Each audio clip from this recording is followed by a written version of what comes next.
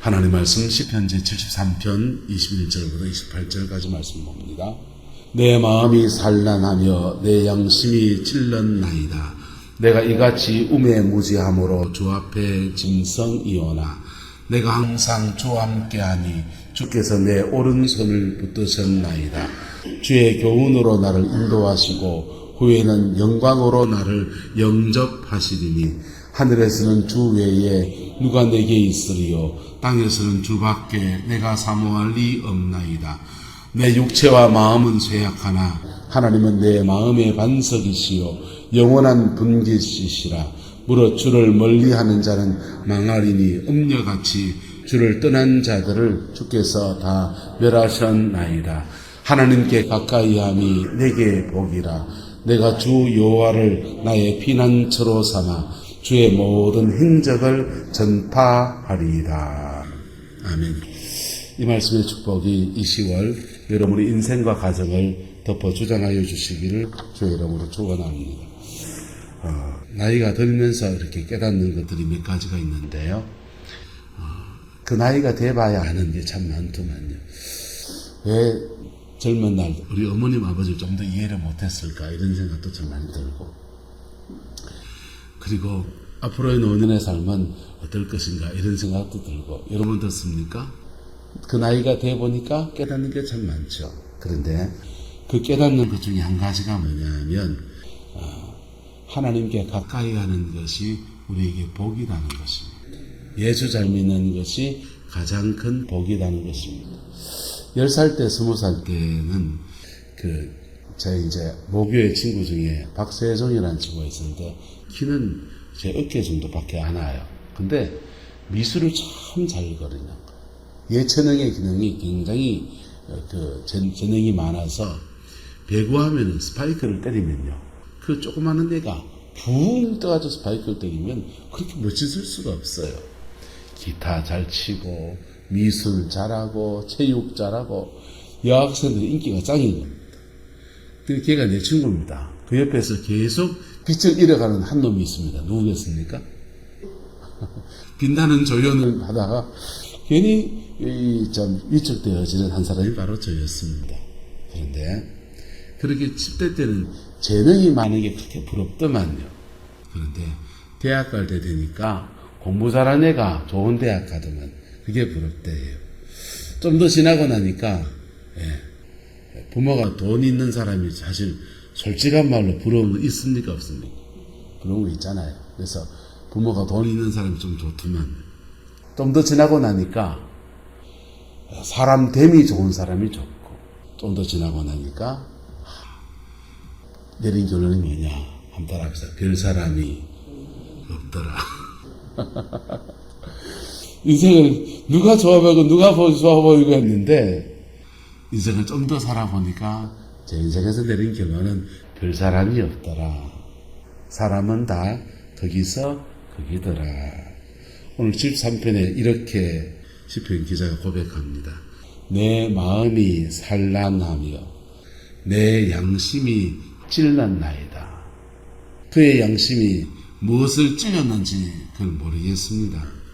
그런데 이렇게 고백합니다. 내가 이같이 우매무지함으로 주 앞에 뭐라고 합니까? 짐승이랍니다. 이 하나님 앞에 성경을 기록한 시편 기자가 말하기를 자기는 우매무지하고 그리고 뭐다? 짐승이다. 자기 안에 짐승 같은 어떤 면을 본 것이지요. 사람이 장로님 이상함으로 죄송하지만 고상한 척 이렇게 양복 입고 폼재지만 옷 벗고 본질을 드러내 보면 그 사람 안에 짐승이 들 앉았다 안 들 앉았다. 짐승이 들 앉아 있는 거. 그게 니나 내나 다 들 앉아 있는 겁니다. 인간은 모두가 다 그런 죄성을 가지고 있는 거예요. 그런데 그런 죄성을 가지고 있다고 해서 다 망하는 생이냐? 그렇지 않다는 것입니다. 그런 죄성을 가지고 있는데도 되는 사람도 있고 안 되는 사람도 있고 흥하는 사람도 있고 망하는 사람도 있고 축복받는 사람도 있고 저주받는 사람도 있고. 그래서 우리의 죄성의 문제가 아니라 사람은 다 거기서 거기 죄성을 가지고 있는데 또 다른 뭔가가 있다는 거예요. 인생을 승리하는 데 있어서 저와 여러분의 남은 인생에 이 은혜가 풀어지게 되기를 그리스도의 이름으로 축원합니다. 그래서 이 시편 기자는 그 다음 말씀을 이야기합니다. 그런 짐승인데 근데 내가 항상 주와 뭐한다? 함께한다. 여러분 죄성이 뜨글뜨글한데 하나님과 함께한다 생각해 보세요. 그게 늘 좋기만 하겠어요? 양심에 찔리고요. 죄책감에 시달리고요. 그런데 그럼에도 불구하고 하나님과 함께 하려고 몸부림을 친다는 얘기예요. 그랬더니 주께서 내 오른손을 뭐 하셨다? 붙드셨다. 하나님이 그의 오른손을 붙들어서 이끌어 가시는 역사들을 경험했다라는 겁니다. 그 인도하심의 여정을 24절에 한마디로 말합니다. 주의 교훈으로 나를 마시고 인도하시고 후에는 무엇으로? 영광으로 나를 영접하십니다.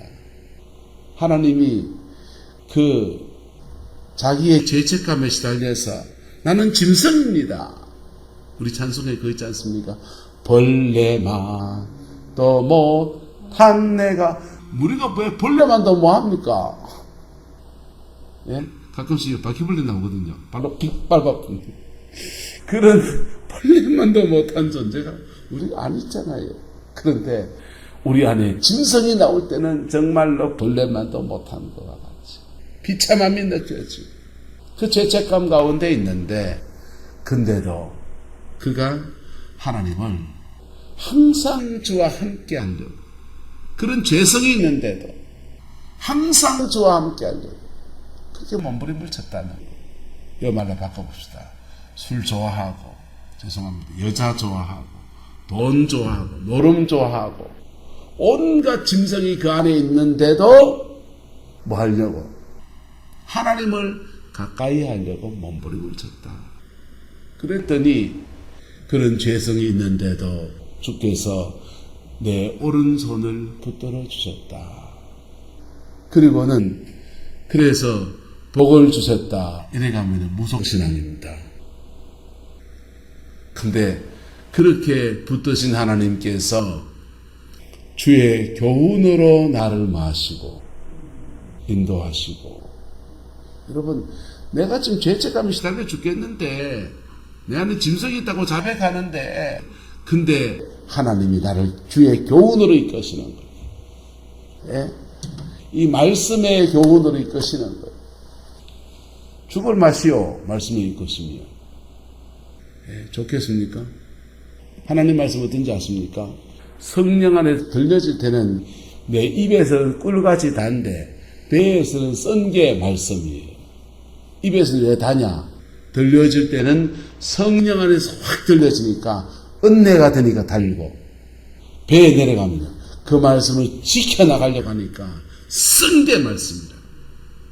근데 이 시편 기자에게 행하신 하나님의 섭리를 말하기를 주의 교훈으로 그를 이끌어 주셨다. 그래서 교훈을 인도하고 받으니까 자기 안에 짐승도 드러나고 벌레만도 못한 내가 전부 여지 없어서 손 들고 옵니다. 두 손 두 발 다 들고 옵니다. 그런 처지 만드셨다는 거예요. 하나님의 인도하시면 첫 번째는 교훈으로 이끄시는 거예요. 어디로 이끄신다? 교훈으로. 그렇게 교훈만 주시느냐? 그 다음에는요, 후에는 어디로? 영광으로 나를 영접하시리니. 할렐루야. 예? 영광으로 영접하실 때는 어떻습니까? 교훈으로 인도하실 때는 회개하라고, 용서하라고, 마음에 그걸 응어리진 거를 지고 앉았느냐 하고, 그러다 그 교훈으로 인도하실 때는 회개시키고 용서하게 하고 낮아짐의 시간을 가고 우리의 고집 너 왜 고집스럽냐 너 왜 그렇게 교만하냐 해가지고 낮추실 때는 팍 꺾어놓고요. 그게 교훈으로 인도하실 때. 그런데 교훈으로 인도하시는 게 너무 싫어가 도망가는 사람도 꽤 있다고 신앙생활에 보면. 아니면은 은근주춤하게 주를 따라가는 사람이 있어요. 예배당에 오는데 주님께 바짝 따라보지 않고 은근주춤하게 예수를 제대로 믿는 것도 아니고 안 믿는 것도 아닌 은근주춤하게 따라가요. 근데 이렇게 교훈으로 인도하셔도 이분은 내가 항상 주와 뭐 했다? 함께 했다. 그랬더니 교훈으로 인도하신 때가 어느 순간인가 지나가고 다듬어지고 만들어지고 그릇 만드시는 시간을 지났더니 그 후에는 어떻게 인도하셨다? 영광으로 인도하셨다. 할렐루야. 옆 사람 축복합시다. 하나님이 결국은 영광으로 인도하십니다. 그 영광으로 인도하시는 때, 교훈으로 인도하시는 때, 영광으로 인도하시는 때가 때로는 내 대해서 그 못 보는 수도 있어요. 하나님 살아계셔서 어떤 분은 여기 계신 분 중에 부모님 때에 교훈으로 인도하신 때를 다 지나가면서 밤에 교회 가서 기도한다고 우리 어머니는 광신자다 또 뭐 좋은 거 생기면 목사님 갖다 섬긴다고 우리 어머니는 가족은 팽개치고 목사님만 섬긴다 별소리 다 들은 분도 계실 수 있어요. 그런데요 그때가 그분들에게는 그 가문의 주의 교훈으로 인도하실 때 그거 지나고 나면 그 다음은요 하나님이 준비된 자에게 주는 은혜가 있는데 영광으로 이끄시는 영접하시는 할렐루야. 네, 이게요 세대와 세대 속에서 인생의 전반전과 후반전 속에서 하나님이 교훈으로 이끄시는 때와 영광으로 이끄시는 때가 이래 막 돌아가는 거예요. 그 속에서 하나님이 결국은 어떻게 하시냐? 결국은 영광으로 이끄십니다. 여기 뭐가 문제가 됐냐? 따라합시다. 시간이 문제입니다. 빨리 따라가면요 교훈의 대로 팍 지나가고 영광으로 쑥 들어가 버려요. 그런데 미기덕 님이라 님이라 내미라 하면요 하나님도 님이라 내미라 하면서 되는 것도 아니고 안 되는 것도 아니고 찌적찌적하게 이 교훈의 때가 길어지는 거예요. 이 광야입니다. 영광의 때에 들어가면요 이 고백 나옵니다. 하늘에서는 주 외에 누가 내게 있으리 땅에서는 주밖에 내가 사모할 자 없나이다. 내 인생을 끌어가시는 분이 누구시다? 하나님이시고 나는 원래 뭐였다? 짐승이라니까. 벌레만도 못한 내가 그랬던 내가 어떻게 그렇게 은혜를 입어서 영광의 자리에 내가 서 있는지 감사밖에 없다. 그 은혜가 여러분의 있길 축복합니다. 내 육체와 마음은 쇠잔하지만 영광의 때에 이르면요 하나님은 내 마음의 무엇이요? 반석이다. 반석이다. 하나님은 내 마음의 반석이다. 여러분 심령이 반석 위에 딱 서 있는 사람이 있습니다. 그런 분들은요 외부의 작은 자극에 꿈쩍도 안 해요. 꿋꿋하게 내 길을 쭉 가면 돼요. 인생의 많은 길은요 죄 지었으면 회개해야 돼요. 죄 안 지었는데도 막 다가오는 있습니다. 그때는 마음이 이리 흔들 저리 흔들 하면 안 돼요. 그때는 심령이 반석 같아서 그냥 꿋꿋하게 내 길을 가면 돼요. 근데 마귀는 자꾸 어른다고요. 앞에서 어른한다. 그래서 바싹 쫄게 만들어. My way. 여러분의 길을 걸어가기를 그리스도의 이름으로 축원합니다.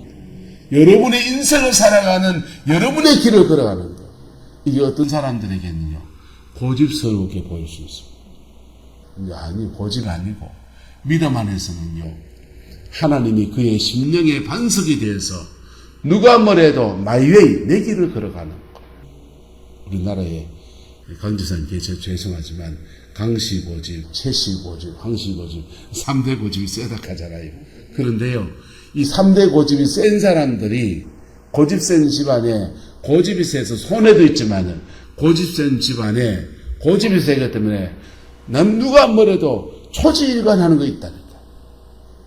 초지일관 꿋꿋하게 강씨고집이 만진 강된장입니다 하면요, 믿음표 한 장. 맞습니까? 안 맞습니까? 그 사람이 만든 거는요, 누가 뭐래도 딴 거 안 썼고 그냥 정량 정의를 지켜서 딱 그래 한다. 믿음표 딱 떨어지는 거예요. 하나님 안에서도요, 심령이 강건해진 사람은, 반석 같은 사람은 누가 뭐래도 하나님이 주신 일을 쭉 하는 거예요. 노아가 반석을, 방주를 만들 때 사람들은 다 욕합니다. 그 시대엔 비가 안 왔어요. 노아의 시대엔 비가 안 왔어요. 방주를 만들면 바다는 있었습니다. 배를 만들면 바닷가에다 만들어야지. 산 위에다가 방주를 만들고 앉아있으니까 다 욕하죠. 아마 방주를 크게 만들었으니까 노아 가족만 가지고 다 못 만들 테니까 사람들을 고용을 해서 썼을지 몰라요. 목수도 와서 내가 일하기는 하지만 돈은 벌어가긴 하지만 이거 참, 이 사람 참 정신 나간 사람이세. 그랬을 줄 몰라요. 그런데 하나님이 주신 말씀 붙들고 심령이 반석 같은 거 가지고 쫙 그 길을 걸어가는 거예요. 할렐루야. 영광 안에서 말씀 교훈으로 이끄셨다가 성령 안에서 영광으로 이끄실 때 인생의 모습이 심령이 강건해서 초지일관하고 꿋꿋하게 자기의 길을 걸어가는 은혜입니다. 두 번째는요, 영원한 무엇이라? 분깃이다 그랬어요. 하나님이 그의 분깃이 되어준다는 겁니다. 내가 수고한 것에, 내가 애쓴 것에 그 분깃을 허락하시는 하나님이라는 겁니다. 이 분깃은 여러분 현세와 내세에 함께합니다. 현세와 내세에 함께하고 하나 더 해줄까요? 하나 더 하면 다음 세대에 함께합니다. 하나님의 분깃은 하나님 앞 믿음으로 심어놓은 것에 분깃을 받을 때는요, 나의 현세에 함께합니다. 그리고 나의 내세에도 함께합니다. 그리고 나의 다음 세대에도 그 분깃은 역사합니다. 제일 좋죠. 그래서 하나님이 그의 영광으로 이끄실 때 보니까 그에게는 하나님이 그의 분깃이 되어주더라. 27절 보십시오. 무릇 주를 멀리 떠난 자는 뭐하리니? 망하리니. 음녀가지 주를 떠난 자를 주께서 다 뭐하셨다? 멸하셨다. 본인이 원래 뭐였습니까? 짐승. 우리는 원래 뭐라고 부릅니까? 벌레만도 못한 내가. 우리 그런 존재. 우리 그런 존재인데 하나님께 가까이 했더니 교훈으로 인도하셔서 성령 안에서 교훈을 이끄시니까 회개할 길을 열으시고 통회도 주 자복도 주시고 깨끗하게 하시고 난 뒤에 영광으로 이끄셔서 이 세 가지, 두 가지 복을 주시고 하나 더 해주시죠. 하나님께 가까이함이 그래서 내게 무엇이다? 복이다. 그 다음에 이렇게 말합니다. 내가 주 여호와를 나의 무엇으로 삼아? 피난처로 삼아. 하나님이 나의 피난처다.